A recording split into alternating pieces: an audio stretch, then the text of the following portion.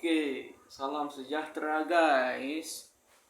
Salam sejahtera, selamat pagi, selamat petang, selamat tengah hari semuanya. Oke, semoga yalah kita semua ini sehat-sehat saja. Di samping kita menjalankan tugas-tugas harian kita.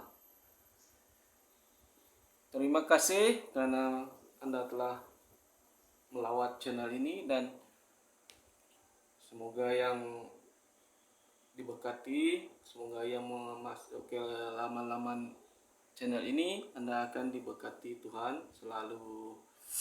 Oke, kepada yang belum subscribe ataupun share, like ataupun komen dan sebagainya, ya sudi-sudikanlah diri untuk berbuat demikian. Kepada yang berminat subscribe, sebab apa subscribe Anda itu adalah gratis ataupun percuma saja, tidak dikenakan apa-apa charge. Oke, apa kabar Anda? Sehat ya? Pada hari ini saya ataupun Anda bersama saya Adirin Kabin, orang yang biasa-biasa saja. Oke, kita hari ini saya akan coba kongsikan satu konsep kendiri ataupun kenal diri. Anda seharusnya mengenali diri dahulu sebelum mengenali ataupun coba mengenali orang lain. Oke, sikapkan diri ini kita memulai dengan definisinya dulu. Definisinya. Konsepkan diri. Kalau kita merujuk kepada Wikipedia, konsep kenal diri ini atau ken diri ini adalah merupakan penilaian seseorang terhadap dirinya atau dia menganggap tentang dirinya cara positif ataupun cara negatif. Setiap orang ataupun individu tersebut adalah karena seharusnya adalah kalau yang lebih baiknya kita haruslah bersikap positif, karena positif ini biasanya membawa orang-orang positif ke dalam hidup Anda. Jadi tentang dirinya secara positif dan negatif. Kalau boleh elakkanlah yang negatif, karena negatif ini biasanya membawa kepada kerosakan atau keburukan kepada individu tersebut ataupun masyarakat di sekelilingnya, pada kawan-kawan, kepada komunitinya, kepada apa-apalah yang berada di alam di sekelilingnya. Oke, itu tadi positif dan negatif. Saya tidak akan mengulas ini terlalu ke dalam-dalam. Kita ambil yang basic sikit-sikit saja. Oke, untuk seterusnya, untuk membina konsep kendiri, seseorang juga menerima penilaian daripada orang lain. Untuk membina konsep kendiri, seseorang juga menerima penilaian daripada orang lain. Hal ini meliputi persepsi tentang diri dan alam di sekelilingnya melalui dirinya dan juga perasaan tentang kebolehannya, meliputi keyakinan meliputi keyakinan dan harga dirinya. Oke, itu tadi persepsi tentang diri dan alam sekeliling. Dia boleh mengetahuinya ataupun dirinya juga, perasaan dan kebolehannya meliputi keyakinan dan harga dirinya. Oke guys. Kita merujuk kepada satu artikel ataupun menurut Carl Rogers tahun 1950 dalam kurungan mendefinisikan konsep kendiri sebagai gambaran persepsi seseorang tentang ciri-ciri dan kebolehannya. Persepsi dan konsep kendiri berbanding dengan orang lain dan persekitarannya. Terdapat juga kajian yang dilakukan mengenai cara memahami konsep kendiri. Sekali lagi saya baca. Menurut konsep Carl Rogers 1950 mendefinisikan konsep kendiri sebagai gambaran persepsi seseorang tentang ciri-ciri dan kebolehannya. Persepsi dan konsep kendiri berbanding dengan orang lain dan sekitarannya.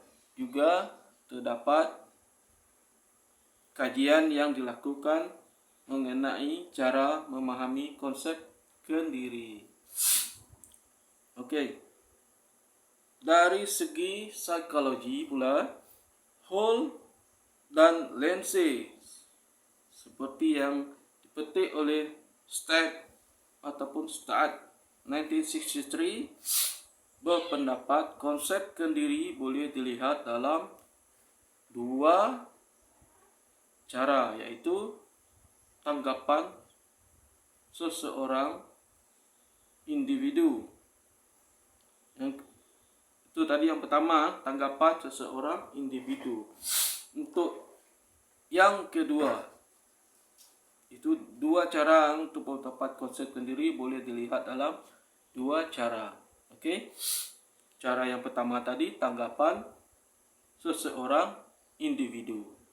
Yang kedua, proses yang menentukan tingkah laku seseorang individu. Seorang tokoh, Sharifah Alwiyah 1987 pula menyatakan kendiri merupakan satu organisasi pribadi bagi seseorang individu yang unik dan dinamik, lahir daripada interaksinya dengan persekitaran.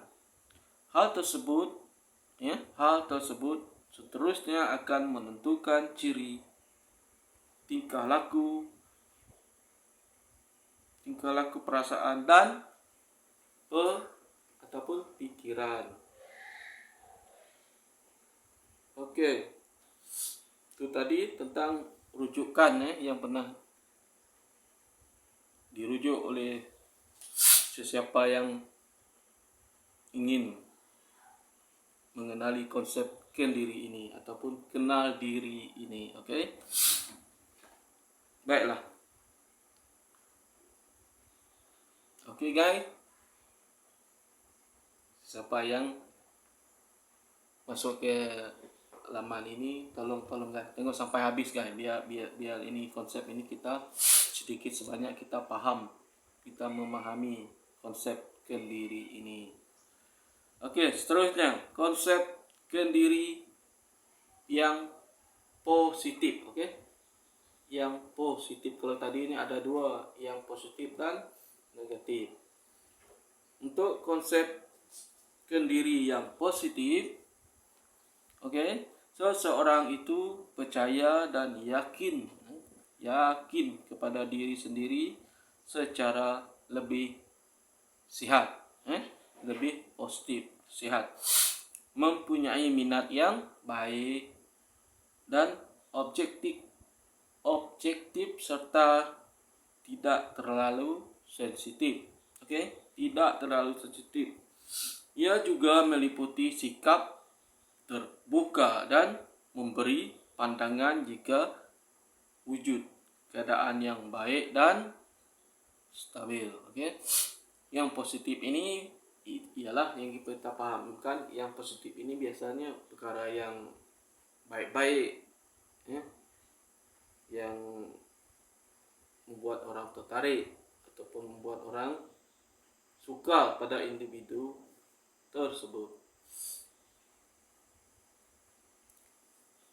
Siapa-siapa pun mesti tertarik juga kan kalau melihat seseorang tersebut sering melakukan perkara yang positif, suka membantu, suka memberi kerjasama, tidak membuat kerja-kerja yang orang tidak suka lah, kerja yang biasanya akan membuang-buang waktu, suka mengikut senang dipengaruhi lah oleh rakan-rakan sebaya. Oke, itu tadi yang sedikitnya tentang konsep kendiri yang positif. Oke, seterusnya kita pergi kepada ciri-ciri konsep kendiri yang kalau tadi yang positif, kita sekarang pergi ke yang negatifnya pula. Oke. Ciri-ciri konsep kendiri negatif. Oke. Biasanya individu tersebut akan cenderung untuk merasa salah. Apapun apa yang individu tersebut lakukan atau apa orang kata perbuatannya lah, dari segi perbuatannya, dari segi hasil kerjanya, kalau kita tegur dia akan merasa bersalah, artinya dia tidak akan menerima teguran. Oke. Coba merasa salah, mudah berasa bersalah. Oke, yang seterusnya, takut kepada kegagalan. Itu ciri kendiri yang negatif tadi, ya. Individu tersebut akan takut kepada kegagalan. Bermakna kalau kita takut kegagalan, kita susah untuk memulakan sesuatu tugasan ataupun usaha kita. Mana tidaknya kalau kita sentiasa takut kegagalan, kita tidak akan pernah mau mencoba ataupun takut untuk melakukan usaha. Biasanya kalau mencoba membuat sesuatu tugasan ataupun usahawan ataupun apa-apa, dia akan merasa takut untuk gagal, takut untuk menerima kegagalan. Oke, itu tadi untuk kegagalan. Kalau yang positifnya, kalau kita berbalik kepada positifnya, orang yang positif akan coba berani mencoba, berani berjuang, berani melakukan satu pekerjaan.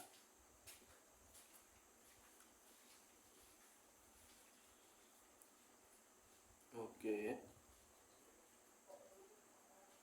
Terus seterusnya,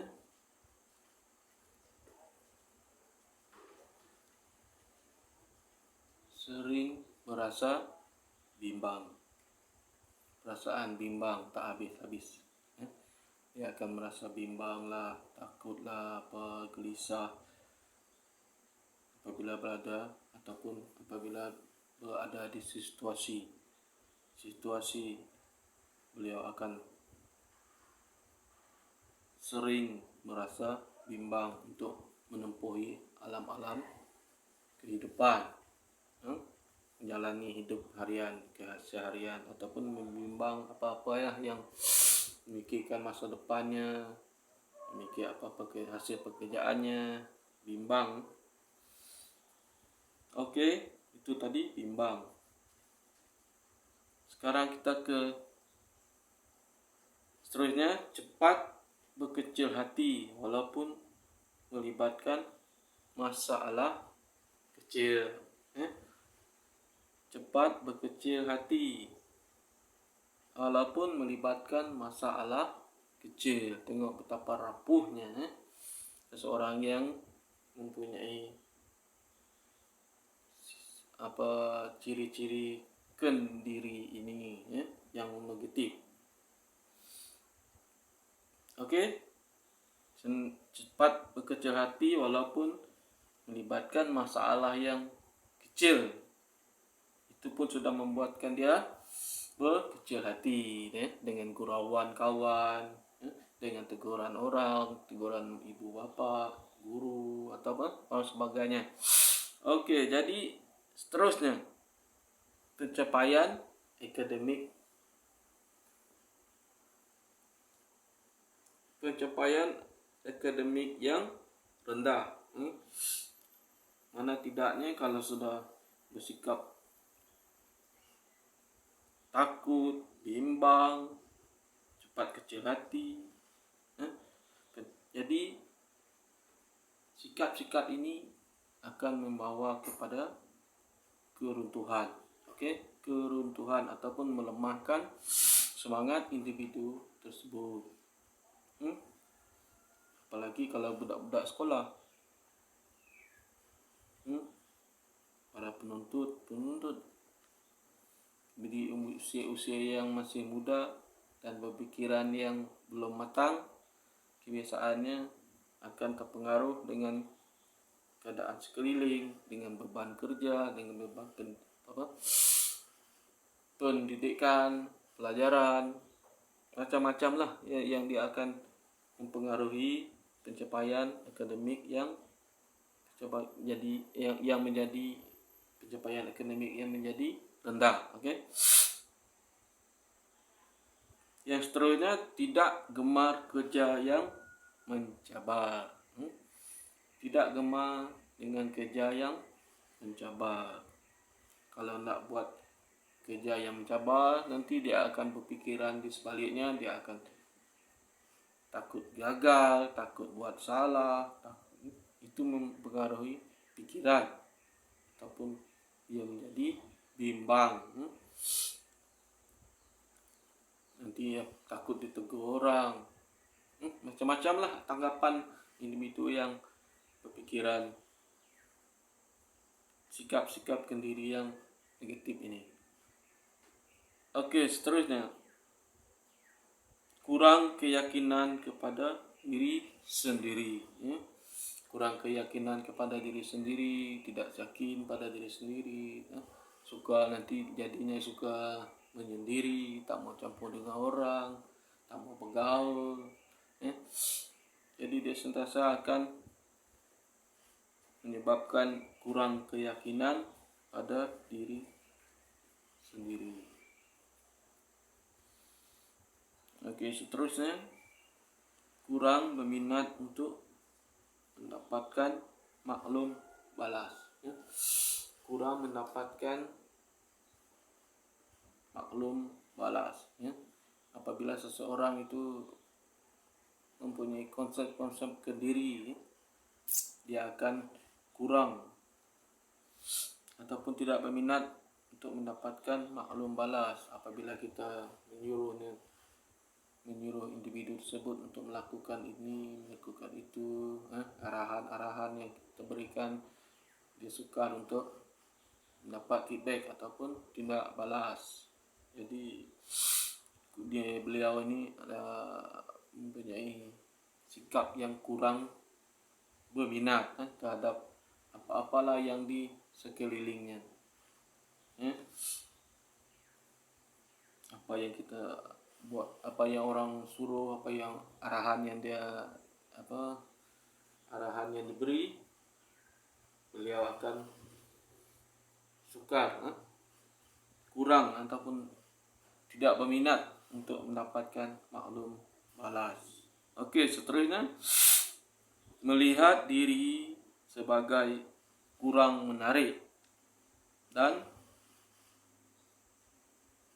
dari segi personality. Kurang menarik dari segi personality. Okey. Sikap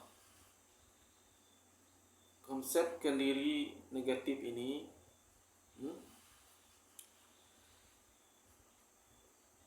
sentiasa ataupun kadang-kadang melihat dirinya sebagai individu yang kurang menarik, tidak yakin dengan penampilan yang ada pada dirinya.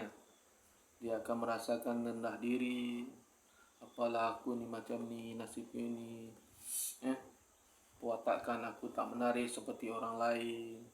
Aku ni bodoh, aku ni tak pandai, ataupun tidak diberi perhatian, kurang perhatian daripada orang lain. Itu tanggapan semuanya yang negatif, hanya menyebabkan dirinya akan melihat dirinya kurang menarik. Jadi dia akan sentiasa mendiamkan diri. Macam mana orang lain meneruskan aktiviti harian, beliau akan merasa rendah diri. Apalah, aku tak maulah, aku ni orang susah lah, miskin lah, aku tak handsome lah, apa tak cantik lah, aku ni tak pandai bergaya lah, aku ni gemuk lah, aku ni kurus lah, aku ni tak kuat lah, aku ni lemah lah, macam itu. Itu sebenarnya tanggapan kepada diri sendiri, yang tanggapan tersebut melihat dirinya sebagai kurang menarik dan menarik dari segi personality-nya tadi. Personality itulah, jadi personality. Okey guys, terima kasih karena itulah tadi serba sedikit tentang macam mana kita nak mengenal ataupun mengetahui sedikit tentang konsepkan diri ataupun kenal diri. Itulah tadi ciri-cirinya yang biasanya terdapat kepada seseorang individu. Dia ada dua, itu positif dan negatifnya. Tapi yang kalau kita perhatikan yang positifnya ini memang betul-betul yang terbaik lah. Tanggapan individu terhadap dirinya memang boleh membuatkan dia lebih maju, lebih berjaya daripada orang-orang yang bersikap negatif. Ataupun yang positif ini biasanya akan menyebabkan muka dia berseri, sihat, pikiran yang cerdas, berkerjasama, suka digauli ataupun di apa kata orang, tanggapan tersebut membuatkan orang lebih suka untuk mendekati individu tersebut. Senang dibuat kawan, senang dibawa berbincang. Jadi sikap-sikap positif ini harus ada di dalam setiap individu ataupun mana-mana individu, tak kira ada sudah bekerja ataupun yang masih bersekolah ataupun menuntut di mana-mana institusi pendidikan. Seboleh-bolehnya kita amalkanlah hidup yang positif ini ataupun konsepkan diri yang positif ini. Semua orang suka yang positif. Jadi janganlah Anda menolak untuk menerapkan konsepkan diri yang positif ini ke dalam kehidupan harian Anda. Yang negatif ini jauh-jauhkanlah. Ada negatif ini terlalu banyak yang kontranya, bukan yang pro. Yang negatif ini biasanya itulah yang membuat seseorang itu dijauhi orang, dibenci orang. Itulah yang menyebabkan dia kurang berjaya dalam apa jua bidang yang diceburi. Kadang negatif ini juga, konsep negatif ini akan mempengaruhi kesihatan sesiapa yang berkonsep, ciri-ciri diri yang berkonsepkan negatif ini, kesehatan akan terganggu. Sebab sedikitnya akan mengganggu tahap kesehatan individu tersebut dan juga mempengaruhi orang-orang di sekeliling yang negatif, yang menyebabkan mempengaruhi kawan yang membuat kerja yang tak baik, degil, melawan, ataupun sukar untuk memberi kerjasama kepada orang-orang yang di sekelilingnya. Oke, baiklah guys, thank you karena Anda telah menyaksikan video ini. Itulah tadi kawan yang berada di luar sana. Oke, berpositif lah dalam apa juga tindakan Anda dan pikiran Anda, karena positif ini yang terbaik bagi setiap individu. Oke, terima kasih karena Anda telah menonton, dan saran saya juga kepada sesiapa yang telah menonton video ini, tolong subscribe ya guys, ataupun like kah, share kah, komen kah kepada di kolom yang di bawah. Oke guys, terima kasih kepada yang telah melawat channel saya ini, channel Adi Renggabin ini. Semoga selalu diberkati Tuhan dan hidup Anda terus sukses, berjaya dalam apa juga bidang yang Anda ceburi. Oke, sekian dulu. Semoga kita dapat berjumpa lagi di kesempatan yang seterusnya. Yes. Harap Anda jangan bosan ataupun jangan berhenti, terus beri sokongan kepada channel ini. Sekurang-kurangnya dapat juga lah membantu kawan-kawan di luar sana. Oke, coba sedikitnya pun ada, walaupun yang channel ini tidak sepertinya yang seperti channel-channel yang lebih maju dan berkembang daripada channel ini. Oke, kalau tiada Anda, tiadalah channel ini. Jadi tolong subscribe, tolong like ataupun share dengan kawan-kawan mana yang patut, yang Anda suka ataupun dan sebagainya. Oke, sekian dulu. Semoga bertemu di lain kesempatan. Saya Adi Renggabin mengundur diri. Oke, sekian. Bye bye.